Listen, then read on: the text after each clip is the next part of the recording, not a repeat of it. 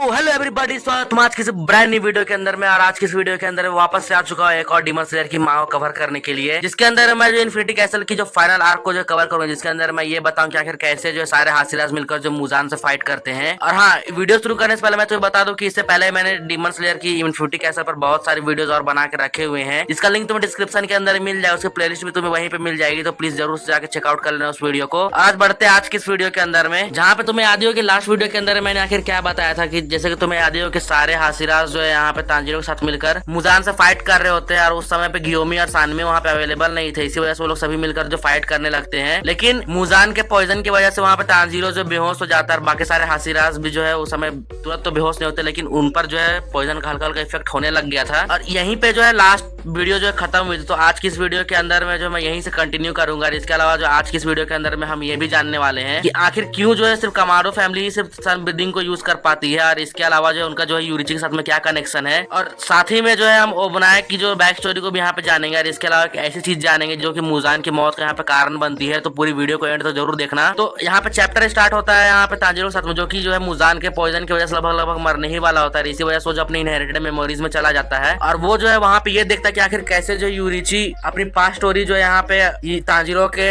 Ancestors को बता रहा होता है। ये चीज मैंने यहाँ पे जो है इस वीडियो के अंदर में कवर करी, तो इसे जाकर चेकआउट कर लेना। और इस वीडियो के अंदर में मैं जो है दूसरी चीजें बताने वाला हूँ यहाँ पे, जहाँ पे चैप्टर शुरू होता है नेजुको के साथ में, जहाँ पे नेजुको के फादर उसे जगा रहे होते हैं कि तांजीरो की जान खतरे में थी। फिर हम देखते हैं कि नेजुको अचानक से उठ के खड़ी हो जाती है और बिना कुछ सोचे समझे जो फिर जंगल की ओर भागने लगती है। और जब टेनगिन उसे पूछता है कि वो कहाँ जा रही है और क्यों भाग रही है, तो वहाँ पे कोई जवाब नहीं देती और वो जो है भागने लगती है। और जब किरिया को यह बात पता चलती है, वो पैनिक कर जाता है और वो जो है नेजुको को वापस लाने के लिए यहाँ पे सभी लोगों को कहता है। लेकिन तभी जब मैं देखते हैं किरिया के फादर वहाँ पे आते हैं और वो जो है उसे कहते हैं कि नेजुको जहाँ जा रही है जाने दो, उसे रोको मत। और ये सुनकर जो किरिया थोड़ा सा इमोशनल हो जाता है, लेकिन फिर वो जो है अपने काम पे लग जाता है। वहीं पर हम देखते दूसरी तरफ जहाँ पे बाकी सारे हासिराज जो मुजान से फाइट कर रहे थे, लेकिन सारे हासिराज जो मुजान के सामने बहुत गलत तरीके से डैमेज ले रहे होते हैं और उनसे बहुत ज्यादा स्ट्रगल हो रहा होता है। और इसी चक्कर में जो है मित्सुरी मुजान के अटैक रेंज के अंदर में आ जाती है और बहुत बुरी तरीके से डैमेज हो जाती है। उसे लग रहा था कि अब जो वो नहीं बचेगी, लेकिन तभी अचानक से वहाँ पे देखते हैं कि गियोमे की एंट्री होती है, जो कि अपने चेन बॉल्स की मदद से जो डिस्ट्रॉय कर देते हैं। और वहीं पे दूसरी तरफ सानमी आता है, जो कि यहाँ पे मुजान के दो टुकड़े कर देता है, उसे लिटरली जो आग लगा देता है। यहाँ पे गियू जो है मुराता को बोल के तांजीरो को वहाँ से दूर ले जाता है कि उसे जो ट्रीट किया जा सके। और जब हम देखते हैं कि तांजीरो वहाँ पे बेहोश था, उस समय जो है वो अपने एंसेस्टर्स की मेमोरी को एक्सेस करने की कोशिश करता कि वो जो सन ब्रीदिंग के 13 फॉर्म को जान सके, क्योंकि जब यूरिची ने पास्ट में मुजान से एनकाउंटर किया तब उसने जो है फाइट के अंदर उसे लगभग मार ही दिया था। और उस समय जो उसने सन ब्रीदिंग के 13 फॉर्म्स का यूज किया था, तांजीरो सिर्फ 12 फॉर्म ही आते हैं। इसी वजह से वो जो इसे क्लू ढूंढने की कोशिश कर रहा होता है। और यहीं पे हमें पता चलता है कि आखिर जो यूरिची और तांजीरो के एंसेस्टर से क्या कनेक्शन है। और तुम्हें अगर याद नहीं हो तो डीमन स्लेयर की जो 3rd सीजन थी स्वॉर्डस्मिथ विलेज, उसी के अंदर में हमें जो ये बता दिया गया था कि आखिर जो कैसे तांजीरो के एंसेस्टर जो यूरिची से मिलते हैं। लेकिन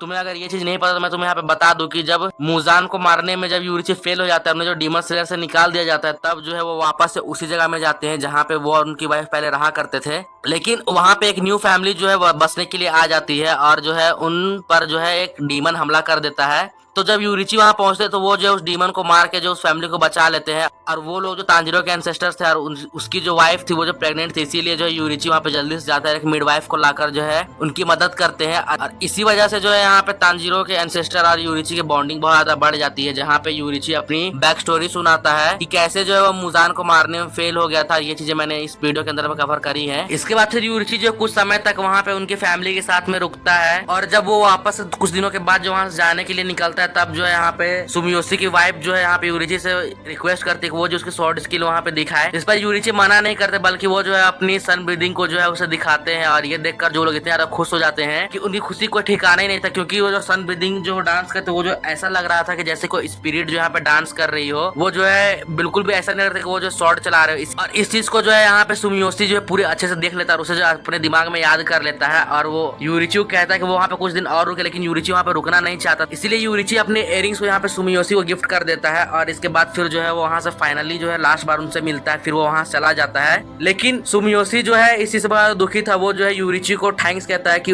अगर वो वहाँ पे नहीं होता तो तांजीरो के एंसेस्टर्स और उसकी फैमिली जो वहाँ पे जिंदा नहीं होते। इसी वजह से वो जो उन्हें थैंक यू कहता है, और वो जो है ये उनसे वादा करता है कि वो जो उनकी सन ब्रीदिंग और इसके अलावा जो उनकी इयरिंग्स है वो अपने जनरेशन टू जनरेशन अपने फैमिली के अंदर पास डाउन करेगा। और फिर यहीं पे जो है देखो सन ब्रीदिंग का यहाँ पे नाम चेंज होता है और उसे जो है यहाँ पे हिनोकामी कागुरा डांस में कन्वर्ट कर दिया जाता है। और तांजीरो की फैमिली जो है कई 100 सालों से इस ट्रेडिशन को परफॉर्म कर रही है और उसे एज अ सन गॉड को जो है यहाँ पे पूजा करने के लिए हिनो कागुरा डांस के रूप में जो इस डांस को यूज किया जाता है। इसी वजह से जो आज तक सन ब्रीदिंग जो बची हुई है कामाडो फैमिली के अंदर में, और तांजीरो भी इस चीज का इसीलिए कर पा रहे क्योंकि कहीं ना कहीं उसकी फैमिली में ही जो ये चीजें बहुत पहले से चली हुई आ रही है। और तांजीरो ने भी इसकी हल्की फुल्की प्रैक्टिस जो है अपने डैड के साथ में की थी और यही रीजन है कामाडो फैमिली जो है सन ब्रीदिंग को बचा के रख पाई है। और जब तांजीरो जो है यहाँ पे अपने एंसेस्टर की मेमोरीज को देख रहा होता है तभी जो उसे यहाँ पे सन ब्रीदिंग के 13 फॉर्म के बारे में भी पता चलता है, जिसके बारे में तुम्हें किसी अगले वीडियो के अंदर में जो डिस्कस करूंगा। फिलहाल अभी बात करते हैं यहाँ पे मुजान की फाइट को, जहाँ पे हम देखते हैं कि सारे हासिराज जो यहाँ पे ग्योमी और सानमे के साथ मिलकर जहाँ पे मुजान से फाइट करने लगते हैं। लेकिन यहाँ पे ग्योमी जो है मुजान के अटैक्स को यहाँ पे डॉज करने में थोड़ा सा स्ट्रगल करती है क्योंकि उसके अटैक्स बहुत ज्यादा फास्ट हो गए थे और ग्योमी के पास में भी उनके ट्रांसपेरेंट वर्ड का एक्सेस भी नहीं था। इसी वजह से उन्हें दिक्कत हो रही होती है और कहीं ना कहीं जो मित्सुरी को उसके अटैक जो मुजान के दिख भी नहीं रहे होते और वो जो है बस किसी तरीके से उस अटैक से बच रही होती है। लेकिन फाइनली अचानक से मुजान की एक अटैक की वजह से मित्सुरी बहुत गलत तरीके से हिट हो जाती है, उसे बहुत ज्यादा डैमेज होता है। इसलिए ओबनाया जो है मित्सुरी के पास जाता है, उसे जो है वहां से दूर ले जाता है और वहां पे जो है उन अपने सबऑर्डिनेट्स के यूज करके जो मित्सुरी को हील करने लगता है। जहाँ पे मित्सुरी यहाँ पे लिटरली रो रही होती है कि उसने जो अपने फाइट के अंदर सबसे ज्यादा कम कंट्रीब्यूशन किया और वो एक बर्डन बन चुकी है, लेकिन वो फिर भी जो है फाइट कर सकती है। लेकिन यहाँ पे ओबनाया जो है यहाँ पे मित्सुरी को यहाँ पे हील होने के लिए वहाँ पे छोड़कर वहां से जाने लगता है, जिस पर जो मित्सुरी रोते हुए कहती है ओबनाया की वो जो है सेफ रहे। इस पर ओबनाया भी ये चाहता था कि वो जो है सेफ रहे, लेकिन वो कहीं ना कहीं ओबनाया जो मित्सुरी के साथ में रहना चाहता था लेकिन वो जो है रह नहीं सकता था क्योंकि उसके पास्ट और उसके ट्रॉमा की वजह से जो है वो चाहता था कि वो जल्दी से जल्दी जो है इस दुनिया से चला जाए और अगले जन्म के अंदर में वापस आए ताकि जहाँ पे जो डीमंस ना हो और वहाँ पे वो मित्सुरी के साथ में आराम से अच्छी लाइफ जी सके। फिर यहाँ पे जो है ओबनाया लड़ने के लिए चला जाता है मुजान से, जहाँ पे फिर हमें जो है दिखाया जाता है ओबनाया के पास्ट के बारे में और हमें ये पता चलता है कि ओबनाया आखिर ऐसी फैमिली से बिलोंग करता था जो कि यहाँ पे डकैतों की फैमिली थी, क्योंकि वो लोग जो है दूसरे लोगों के चुराए हुए पैसों पे जो है यहाँ पे राज करते थे। और यहीं से जो है हमें ओबनाया के पास्ट के बारे में दिखाया जाता है कि ओबनाया की जो फैमिली है वो ऐसी फैमिली है जो लुटेरों की फैमिली है और वो लोग जो है दूसरों के यहाँ पे पैसों पर जिंदा रहते हैं और उनकी फैमिली में जो है एक भी मेल मेंबर नहीं था। और जब ओबनाया पैदा हुआ था तब जो है वो अपने घर के इकलौता मेल था जो कि 370 सालों के अंदर में जो पैदा हुआ था। और जब से जो है यहाँ पे ओबनाया पैदा हुआ तब से जो है वो एक केज के अंदर में रहता था। उसकी फैमिली देखो उसे बहुत सारा अच्छा अच्छा खाना खिलाती थी, लेकिन कहीं ना कहीं उस केज के अंदर में जो वेंटिलेशन की प्रॉपर सुविधा नहीं थी, इसी वजह से जो ओबनाया वहाँ घुटन से होती थी और उसे जो वहाँ रहना बिल्कुल भी पसंद नहीं था। और रात के अंदर में जो है उसके केज से एक बहुत ही अजीब सरसराहट की आवाज आती थी, ऐसा लगता था कोई जमीन पर रेंग रहा है। इसकी वजह से ओबनाया जो लिटरली सो भी नहीं पाता था। और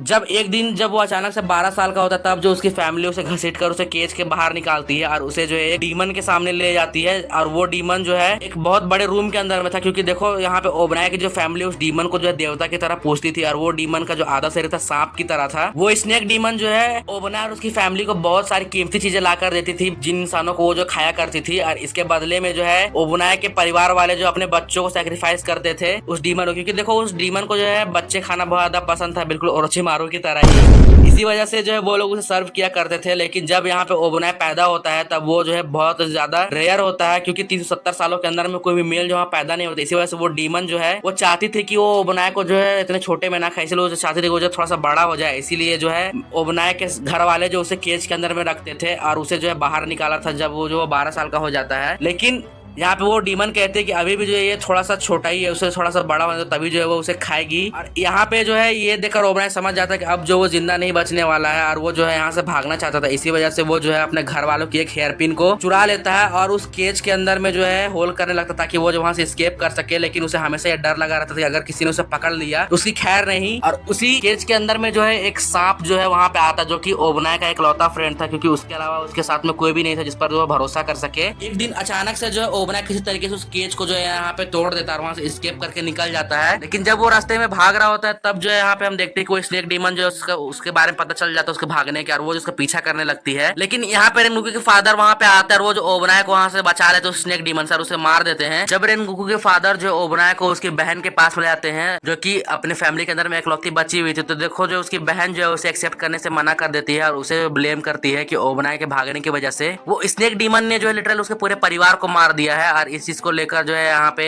ओबनाय के मन के अंदर वो ट्रॉमा चलाया था। अब देखो भले ही यहाँ पे ओबनाय कोई भी गलती नहीं थी, लेकिन कहीं ना कहीं जो है वो खुद को ही जिम्मेदार मानते थे। उसकी वजह से उसकी सारी फैमिली जो है मारी गई है और वो भी जो है इसका जो है जिम्मेदार है। इसी वजह से वो जो है एक डीमन स्लेयर बन जाता है और अपने गुस्से को जो है डीमंस के अंदर में निकाला करता था। फिर इसके बाद फिर जो है सीन देखते हैं प्रेजेंट का, जिसके अंदर में यहाँ पे ओबनाय जो इसी गुस्से के अंदर में जो यहाँ पे मुजान पे जाके अटैक कर देता है और वो मुजान का एक हाथ काट देता है और उससे कटे हुए हाथ को जो है किक करके दूर कर देता है। अब देखो इसकी वजह से मुजान का रिजेनरेशन कुछ समय के लिए डिले तो होता है, लेकिन वो डिले बहुत ही ज्यादा कम समय के लिए था। और कहीं ना कहीं ओबनाय को ये भी समझ में आ रहा था कि उन्हें जो है मुजान पे कुछ ज्यादा तगड़े अटैक्स करने, क्योंकि उन्हें जो है एक एक सेकंड बाय करने के लिए अपनी जान की बाजी लगानी पड़ रही है और बहुत सारे लोगों को सैक्रिफाइस करना पड़ रहा है। वहीं पे हम देखते हैं कि दूसरी तरफ सारे हासिराज पर धीरे धीरे जो पॉइजन का असर होने लगा था। ग्यू के हाथ से जो उसकी तलवार जो छूट जाती है लड़ते लड़ते पॉइजन की असर की वजह से उसके हाथ में जो ग्रिप नहीं बन रही होती और ऐसा लग रहा था कि अब जो ग्यू नहीं बचेगा। लेकिन यहाँ पे हम देखते हैं कि ओबनाय और ग्यू में मिलकर जो है ग्यू को बचा लेते हैं। फिर ग्यू जो है कहीं ना कहीं अपने आप को मोटिवेट करता है कि उसे जो है आखिरी सांस तक जो मुजान से लड़ना पड़ेगा ताकि वो जो है अपने लव्ड वन को बचा सके। इसीलिए जो वो आपस में फाइट करने लगते हैं। लेकिन हम देखते हैं कि पॉइजन के असर की वजह से बाकी सारे हासिराज यहाँ पे कमजोर पड़ने लगते हैं और ऐसा लग रहा था कि अब वो जो नहीं बचेंगे। तो तुम्हें क्या लगता है क्या जो है हासिराज इस पॉइजन को सर्वाइव कर पाएंगे या नहीं, या फिर मुजान यहाँ पे जीत जाएगा? मुझे इसके बारे में कमेंट्स के अंदर जरूर बताना। अगर तुमने वीडियो यहाँ तो देखी तुम्हें वीडियो जरूर पसंद आया, इसलिए गाइस वीडियो को लाइक करके चैनल को सब्सक्राइब कर दो और बाकी मैं तो मिलता इसके नेक्स्ट पार्ट के अंदर में। तब तक के लिए थैंक्स फॉर वॉचिंग।